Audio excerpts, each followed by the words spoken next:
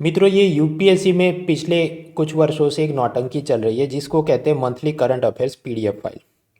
मैं उसको नौटंकी ही कहता हूँ क्योंकि चाहे आप कितना पढ़ लो, एक गिवन यूपीएससी प्रीलिम एग्जाम में 100 प्रश्न में से मुश्किल से 3-4 प्रश्न निकल जाए तो बड़ी बात होती है। ऑफकोर्स फॉल्स मार्केटिंग बहुत ज़्यादा चलती है।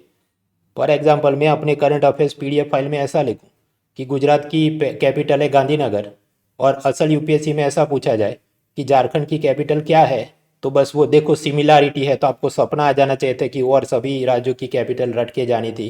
तो देखो मेरे मटेरियल से प्रश्न आए, मेरी मॉक टेस्ट से प्रश्न आए, वो सब तमाशे चलते रहते। तो तो फिर ये monthly current affairs PDF file पढ़ने क्यों चाहिए? वो इसलिए कि रोज़ हम जो पढ़ते हैं न्यूज़पेपर, उसमें से रोज़ हम नोट्स बना नहीं सकते क्योंकि उसमें टाइम बहुत ज़्यादा जाए, बाकी सब सिलेबस कंप्लीट करना रह जाए। तो पढ़ने में जो रह गया हो या नोट्स बनाने में रह गया, वो सारी चीज़ आपको वहाँ जिस्ट के रूप में मिल जाए। अच्छा, ये वाला कानून, उसमें ये सेलियंट फीचर थे वगैरह। तो प्रीलिम में तो डायरेक्ट क्वेश्चन निकल जाएंगे, ऐसी प्रोबेबिलिटी कम रहती है। लेकिन मेंस एग्जाम में जो बोल बच्चन करने के लिए या सेलियंट फीचर या ये ग्लासगो समिट में क्या था आउटकम, वो सब चीज़ें आपको उपयोगी रहती है। तो ये क्लैरिटी के साथ monthly current affairs PDF file देखनी चाहिए। अलग अलग संस्थान बनाते हैं, मैंने भी इस बार शुरू किया है 2021 नवंबर। इसको डाउनलोड करने की लिंक आपको नीचे डिस्क्रिप्शन और कमेंट बॉक्स में मिल जाएगी। ये जो फाइल है इसके दो एडिशन है। एक जिसे मैं कहता हूँ लैपटॉप फ्रेंडली, वो ऐसा कि अराउंड 15 पॉइंट्स की फॉन्ट साइज है उसमें,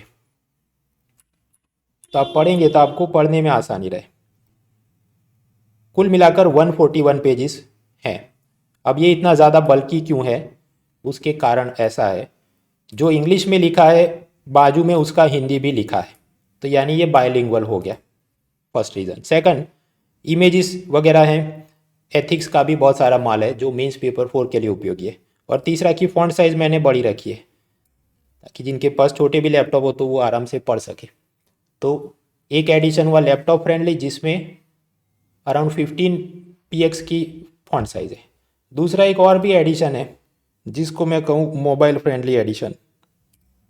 मोबाइल फ्रेंडली एडिशन में देर आर 300 पेजेस, तो वो डरना नहीं है। वो इसलिए क्योंकि फॉन्ट साइज इज़ 26, लेकिन आप मोबाइल स्क्रीन से पढ़ो आराम से। वो आप जिनके पास कंप्यूटर की सुविधा नहीं है, हालांकि ऐसे लोग तो कम ही होंगे, बट नॉनदलेस मैंने किया है। मोटा क्यों दिखता है? क्योंकि जो इंग्लिश है बाजू में उसका ज़्यादातर हिंदी भी दिया होता है और बहुत सारे फोटोग्राफ्स भी हैं। इन रियलिटी जो कंटेंट है it is not more then in my opinion 60 pages. 60 page से ज़्यादा नहीं है। तो हिंदी डालो, फोटो डालो, फॉन्ट साइज मोटी रखो ताकि पढ़ने में सुविधा हो, इसलिए ऐसा है। एक और चीज़, ये आजकल क्योंकि सब लोग कंप्यूटर पे ही पढ़ाई करते हैं, तो पूरा दिन अगर आप ऐसा सब पढ़ रहे हैं तो आंखों में जलन होती है क्योंकि वाइट स्क्रीन है और उसके ऊपर ब्लैक फॉन्ट है। तो कैसे हम अपनी आई स्ट्रेस को कम करें? सिंपल, आप ये जो भी एडोब पीडीएफ रीडर या फॉक्सिट पीडीएफ रीडर, उसके प्रेफरेंसेस में जाइए। प्रेफरेंसेस में जाकर देखिए, वहाँ पर मैं इधर ही डालूँ, ये जो प्रेफरेंसेस है वहाँ पर एक चीज़ होती है एक्सेसिबिलिटी। एक्सेसिबिलिटी के अंदर रिप्लेस डॉक्यूमेंट कलर्स, तो आपको ऑप्शन देगा कि पेज का बैकग्राउंड ब्लैक कलर का है, डॉक्यूमेंट कलर क्या येलो रखना है वगैरह, and then you give okay. तो ये ऐसा हो गया, तो आपको फिर पढ़ने में थोड़ी सुविधा रहे। अब मैं ये जो नवंबर की पीडीएफ है उसका क्या स्ट्रक्चर है, let me just show you. शुरुआत में सब प्रीफेस एफएक्यू मैंने डाले। इकोनॉमी, इकोनॉमी मैं पढ़ाता हूँ 6 पिलर में।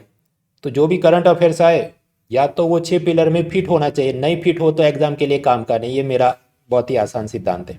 6 पिलर कौन कौन से? पहला pillar money, banking, finance, insurance, share market, pension, ये सब। दूसरा पिलर होता है budget, taxation, GST, fiscal deficit, वो सब। तीसरा पिलर है international trade, international organisation, WTO, IMF, वो सब। चौथा पिलर उसमें आएगा sectors of economy, agriculture, manufacturing, service sector. वो सबसे जो कुल मिलाकर उत्पादन हुआ वो हुआ अपना भारत देश का जीडीपी। उसमें अगर हर साल महंगाई बढ़ती जाए, इन्फ्लेशन, लोग बेरोजगार है, unemployment. Then pillar 5 is infrastructure, that is urban infrastructure, rural infrastructure, transport, energy, communication, public private partnership, investment model, वो सब। एंड छठा पिलर हो गया ह्यूमन रिसोर्स डेवलपमेंट, तो उसमें education, health, poverty, sustainable development goal, वो सारी चीज़ें आ जाएंगी। So my rule is very simple, अगर कोई करंट अफेयर्स ये 6 चीज़ों में फिट नहीं हो तो वह एग्जाम के लिए काम का नहीं। तो उस हिसाब से मैंने सब डाला है। उसके बाद की चीज़ है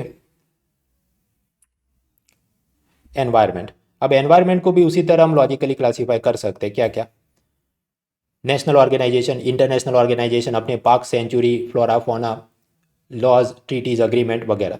लेकिन नवंबर के अंदर खास ऐसी बहुत डाइवर्सिफाइड न्यूज़ मिलती नहीं थी। कुल मिलाकर बात था ग्लासगो समिट और उसके आगे पीछे वो सब कोalition फॉर इंफ्रास्ट्रक्चर और वो सब व्हीकल, ई व्हीकल को प्रमोट किया जाए, ऐसी छिटपुट चीज़ें थी। तो एक ही सेक्शन में मैंने सब कुछ डाल दिया है। उसके बाद मैंने बनाया पॉलिटी का सेक्शन। अब पॉलिटी को क्लासीफाई करने का एक तो तरीका है अपना लक्ष्मीकांत की इंडेक्स के हिसाब से, लेकिन फिर वो आपको मेंस पेपर 2 में मज़े नहीं देगी, क्योंकि वहाँ पर हमारा फोकस ज़्यादा होना चाहिए rights issue, SC ST, women, minorities, ये सब के अधिकार, किधर क्या कानून बन रहा है, सुप्रीम कोर्ट क्या बोल रहा है वगैरह चीज़ें, ई गवर्नेंस के कुछ मुद्दे, फिर election, executive, federalism, judiciary, legislature, parliament, वो सब MP को सस्पेंड किया, स्पीकर के क्या पावर, ऐसा सब। फिर pressure groups, secularism, social media, ये सब उस हिसाब से मैंने पॉलिटी के न्यूज़ बनाए। इसकी मैं और कैटेगरी बनाऊंगा अगर और ज़्यादा न्यूज़ कुछ ही और सब टॉपिक से आते हैं। फिर आता है इंटरनेशनल रिलेशन, डिप्लोमेसी, डिफेंस। ये international relation and diplomacy, that is for general studies means paper 2। Defence, internal security, border security, cyber security, money laundering, terror finance, वो सब आएगा मीन्स पेपर 3 में। सब कुछ साथ में ही बना के डाल दिया है। तो बॉर्डर सिक्योरिटी, नार्को, नक्सल, वो सब एक सेक्शन पेपर 3 के लिए, और बाकी का इंटरनेशनल रिलेशन। अब देखिए इंटरनेशनल रिलेशन इतना बड़ा नहीं है, इररिस्पेक्टिव कि राज्यसभा टीवी और संसद टीवी और IDSA और एकता टाइगर और जेम्स बॉन्ड कितना भी चलता हो, हमेशा सिलेबस नज़र के सामने होना चाहिए। साफ साफ लिखा है इश्यूज अफेक्टिंग इंडियन इंटरेस्ट। उस हिसाब से मान लीजिए चीन और ताइवान आपस में लड़ रहे, इट डजेंट मैटर अस, हमको देखना है भारत को क्या असर कि अच्छा ताइवान से कंप्यूटर चिप आते हैं, युद्ध हो गया तो वो नहीं आएंगे तो अपने कार इंडस्ट्री में प्रोडक्शन अच्छा हो नहीं पाएगा, तो GDP पर असर होगी। कह रहे उस तरह से जो जो चर्चा में रहते हैं, अब उसमें भी भारत और बुर्किना फासो के रिलेशन क्या है पढ़ने नहीं बैठना है, जो बड़े बड़े मोटी चीज़ें हो रही हो। तो जैसे कि भारत के नेबरिंग कंट्रीज़, फिर ये जो बड़े UN सिक्योरिटी काउंसिल के जो परमानेंट सदस्य हैं, अमेरिका, फ्रांस, रशिया, चाइना वगैरह, वो सब के साथ रिश्ते, बाकी नेबर्स, फिर ये international organisation, United Nation, General Assembly, फिर गन्स, वेपन्स हम कुछ खरीद रहे हो, जैसे रशिया से हमने वो S-400 खरीदा था, और बाकी सब मिसेलेनियस इधर उधर का। उसके बाद की चीज़ों में ये सब हिस्ट्री, कल्चर, तो वो अलग अलग फ्रीडम फाइटर्स के नाम पर म्यूजियम बनाए जा रहे हैं, रेलवे स्टेशन का नाम बदला जा रहा है, वो सब माल डाला है। साइंस टेक्नोलॉजी, उसमें ज़्यादातर समाचार कोरोना के रहते हैं, उसके अलावा वाले हेल्थ के कुछ इश्यूज़, जैसे वो HELA हेला सेल्स मिले थे वो कैंसर पेशेंट से, और वो उसे कैसा पोलियो का वैक्सीन बना, वो सब हमने देखा था। बाकी की स्पेस टेक्नोलॉजी, तो उसमें इसरो नासा के समाचार, बड़ी चीज़ क्या थी, DART, वो नासा का, वो ब्रूस विलिस जैसा करेंगे, एस्ट्रॉइड से टकराएंगे और उसे तबाह करेंगे, वो सब चीज़। देन एथिक्स, इंटेग्रिटी, एटीट्यूड, वो GS मेंस पेपर 4 के लिए। इधर भी सिलेबस के हिसाब से चलो, तो वो एक तरीका हो सकता है टॉपिक क्लासीफाई करने का। दूसरा हो सकता है कि जो करंट अफेयर्स में से चीज़ें हम कोट करके केस स्टडी में या कहीं पर डाल सकें, तो उस हिसाब से हम उसे रिस्ट्रक्चर करें। तो मैंने ऐसे किया, compassion and empathy for weaker section, वो एक मुद्दा, उसमें क्या क्या सुप्रीम कोर्ट ने कुछ बोला, कोई केस स्टडी आया वगैरह। फिर एटीट्यूड टुवर्ड्स वीमेन, महिलाओं के प्रति रवैया, उसमें ये gender violence, discrimination, Kabir Singh type, domestic violence, वो सब काफ़ी सारे हमने केस स्टडी देखे थे, वो सब मैंने इधर दिया है। फिर आएगा juvenile parenting, role of schools, parents, वो सब। फिर ये एथिक्स पेपर में एक मुद्दा है डायलेमाज इन पब्लिक ऑर्गेनाइजेशन, और फिर केस स्टडी के रूप में देखें तो ज़्यादातर ये आएगा IAS जो डिस्ट्रिक्ट में चला रहा है, सिटी अर्बन म्यूनिसिपल कमिश्नर है, स्टेट एडमिनिस्ट्रेशन, चीफ सेक्रेटरी, तो उस सब में उसे क्या दिक्कत आए, और IPS को उस तरह पुलिस एडमिनिस्ट्रेशन में क्या दिक्कत है, उसके अलग अलग केस स्टडी डालें। फिर मुद्दा बनता है इंटॉलरेंस, हिंदू मुस्लिम देशभक्ति टाइप की जो सब चलती है, राइट टू फूड, और वो अंडों की एग स्टॉल्स जो थे उसको हटा दो, ऐसा कुछ गुजरात के शहरों में मुहिम चल रही थी वगैरह, हमने देखा था। फिर leadership, role of leader, social media troll, journalism, उसमें येलो जर्नलिज्म, जर्नलिस्टिक एथिक्स, वो सारे मुद्दे। कॉर्पोरेट वर्ल्ड, प्राइवेट सेक्टर में वर्क लाइफ बैलेंस वगैरह की चीज़ें, स्पोर्ट्स एथिक्स में ढेर सारा माल, और फिर मिसेलेनियस जो कहीं और हम फिट ना कर सकें। And lastly places in news, person in news, books, authors, awards, ये सब मोस्टली नॉन IAS एग्जाम के लिए। ऐसे एग्जाम में बहुत साल बाद अभी पूछा था स्पोर्ट्स के बारे में। Anyway, so this was the structure. अभी तो इसमें क्या क्या और होगा। एक तो गलतियाँ होंगी, टाइपिंग मिस्टेक, फैक्ट की मिस्टेक, स्पेलिंग मिस्टेक। वो इसलिए कि जो मैं टाइप करता हूँ हाथ से नहीं, वरना तो हाथ दुख जाए। मैं बोल के Google Docs speech to text जो भी करे वो है, उसके बाद बहुत ज़्यादा मैं उसे चेक नहीं कर पाता। बट आई होप कि जो एस्पायरेंट इसे पढ़ रहे हैं वो दे आर इंटेलिजेंट इनफ कि वो गलती समझ लेंगे और अपने दिमाग में सही पढ़ लेंगे। ये बल्कि क्यों है मैंने आपको बताया, क्योंकि बाईलिंगुअल हिंदी इंग्लिश एक में ही डाला है, तो समझिए 60 पेज है, उसका बढ़ के हो जाएगा 100 पेज। और ये मोटा थोड़ा इसलिए है क्योंकि फ़ॉन्ट साइज़ मैंने ज़्यादा बड़ी रखी है ताकि पढ़ने में सुविधा रहे।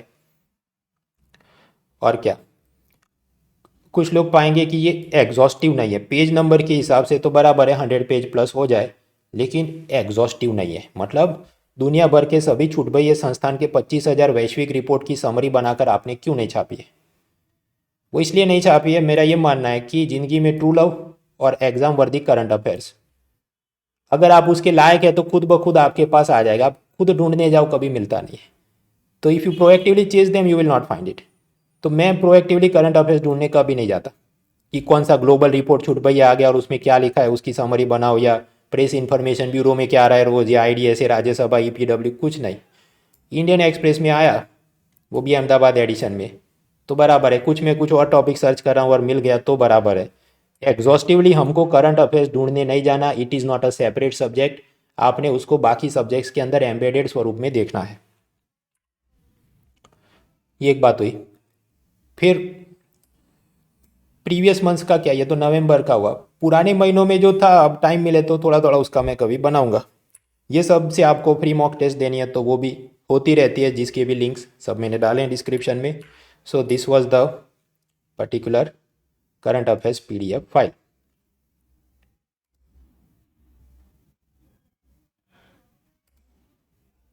ये इस हिसाब से है सब। मोबाइल स्क्रीन में आराम से दिखे इसलिए फ़ॉन्ट साइज़ थोड़ी बड़ी, अदरवाइज माल तो अराउंड 60 पेज का ही है। मतलब दिन के 2 पेज जितना ही असल में उसमें कंटेंट तो है। Anyway, so that was the video.